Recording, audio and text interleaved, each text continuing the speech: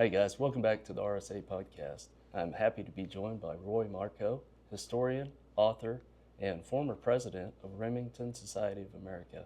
Roy, thank you so much for joining me. I'm glad to be back. So today we're going to talk about how RSA is taking the records that Roy and his team collected from Remington over 30 years ago, and they've spent time compiling and organizing, but now you guys are doing something that I think is just so incredible. You're going to take these records and put them online and make them available to RSA members and the public. So can you talk to me about that project, because it's fascinating. I'm proud of what the team has done, so I'd be glad to.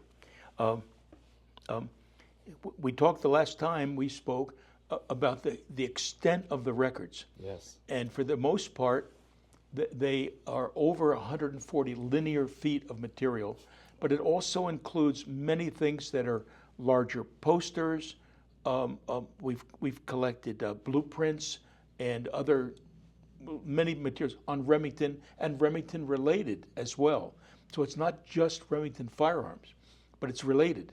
Yeah. In other words, we have extensive information on DuPont that owned Remington for that many years, and on Chamberlain Trap, on Parker Brothers, and all the Peters Ammunition and UMC, and all related to Remington. It goes on and on. It goes on and on. And we're fortunate it's all categorized so that that today a modern researcher or a writer of articles and such can contact us, and we can help them with information that can't be found anywhere else. We're really proud of that. And it's categorized because you did that. Yeah. You spent all those years filing it away alphabetically, by group, by just an amazing amount of work, which makes it so much easier now to put it online. Thank you. Wonderful, wonderful deal. Someone once said it's sort of like the adage about eating an elephant. How do you eat an elephant? One bite at a time. And it was really one archives visit at a time, and attacking it and spending a few months of putting things over and over, year by year. And historians often, especially in their latter years, would respect what we've done and would give us their materials. So many people like Charlie Schiff and Fritz Baer and other people gave us, or their wives or widows gave us all the records. So that information was incorporated into the archives as well. Yeah. We're just so proud of what we have. There's so much that is there. So it wasn't that many years ago when we realized that, see, the records exist now in lateral file cabinets, and a lot of records, unfortunately, in boxes, storage boxes, and they're categorized. But it's a good way for now, but not for the future. Yeah. And the Remington Society of America, the board of directors, voted only a year or so ago to fund a project, and the project would be to have a professional scanning service. We chose ARC, A-R-C, scanning services, that has done work for the Pentagon, and they're a nationwide professional scanning service with high-speed scanners to do the work. So we would supply them with about 10 shipping boxes on each trip, and they would come down from Phoenix, and everything was in order. So we started with subject matter. So subject matter A, that was in the first boxes, and that went up till L or whatever would fit in a box. And we get 10 boxes at a time.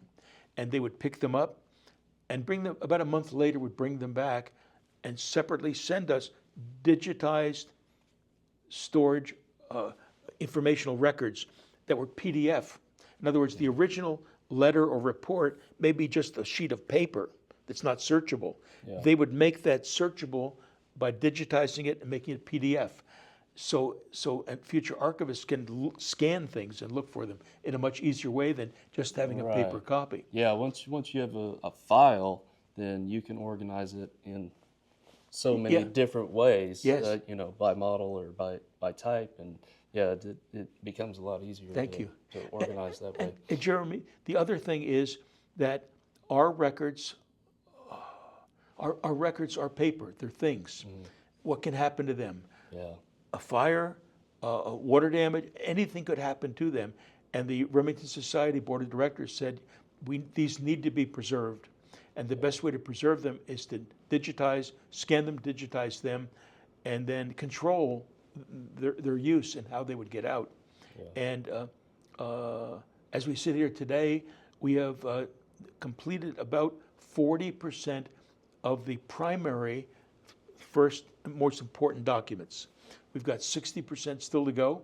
Yeah. We're hoping maybe by a year from now to complete the primary. And then we're going to start on secondary. And it's what's primary, what's secondary. It's myself and the other leaders who are helping me make a determination. What's the most important? That if everything was destroyed, how much are we preserving? Yeah, yeah. And that's why with each visit of ARC and each delivery of material back to us and scanned online, it's closer and closer to having things forever protected. Yeah. So when you talk about like primary, you're talking about you know the things that the average collector is really interested in. You know, the shotguns, Yeah. the Derringer, you know, things like that. And then secondary being some of the more obscure things and that are important to people.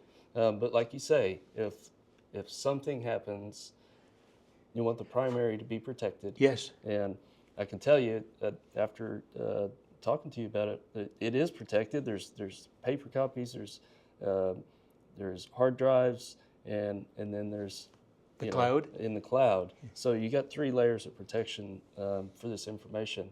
And I think that's so important moving forward. Thank you. We do have a dedicated archivist now as well. And Doug Gravatt is our initial and current archivist. And doing a wonderful job. Yes, and here's how it will work.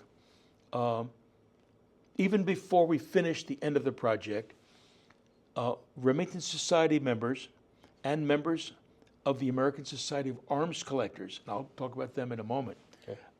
are permitted, allowed, and encouraged to get in touch with Doug, and he will vet them according to who they are and what they're looking for. And are they just looky-loos saying, this looks like my grandpa's shotgun, what is it? All the way to people that are bona fide historians and writers that say, I'm studying World War II shotguns, and what do you have on? Okay, all over the map. And what he will do then is he has access to go to our archives online, knowing what the requester is looking for, and then being able to send them small files over email, larger files over WeTransfer to them. And the materials that are being scanned are at 600 DPI, which is quite good. Yeah. So even for good publication in books or magazines, most are in full color when they're colorful. And so researchers, by asking for it, will get a wealth of information that's taken us 40 years to put together. Roy, is there anybody else that does this? Well, I do know that Olin Corporation donated Winchester firearms and records to the Buffalo Bill Center of the West in I believe it was 1978 or thereabouts. Yeah. And they held the records, and only in the past 10 years have they digitized what they have. They're all online through the McCracken Research Library. Okay. And available. So yes, they set the precedent. And a fellow named Mac, who headed up that whole program, became a friend of mine and taught us what to do and what to look for and how to do this and that, and helped us. So this will be protected forever now, going into the future. Yeah. Well, it's an amazing project, and it has been the RSA members who have laid the foundation for this, because without them, it never could have been done. Amen. Yeah, so it's so important. We appreciate all the RSA members over the years being members and allowing this kind of thing to happen, because it's so important for history. If I may. Yes, please.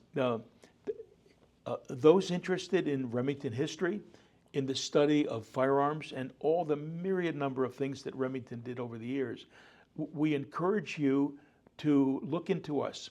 The easiest way would be to go online and look up Remington Society of America. There's a good, we have a great deal of information on there which will help you.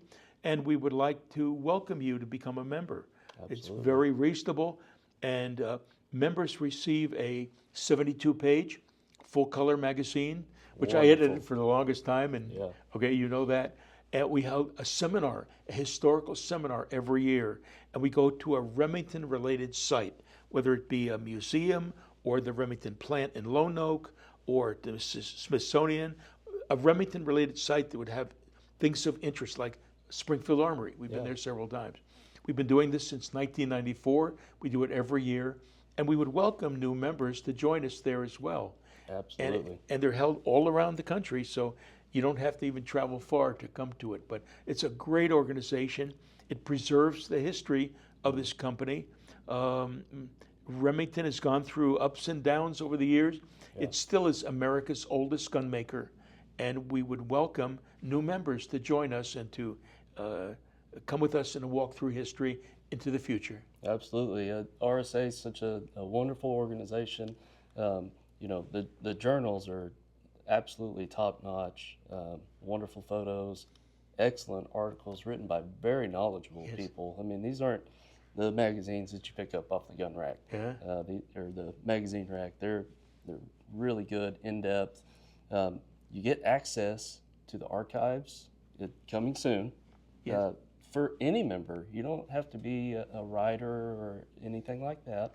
If you are a writer, you want to write a book, get in touch with us, and we will take care of you. But if you're just a member and you have a rifle that you want to learn more about, you can reach out to us and learn more about it. Just a great organization, and I implore anybody who's interested in Remington to come join us. Thank you. Yeah. Wonderful being here.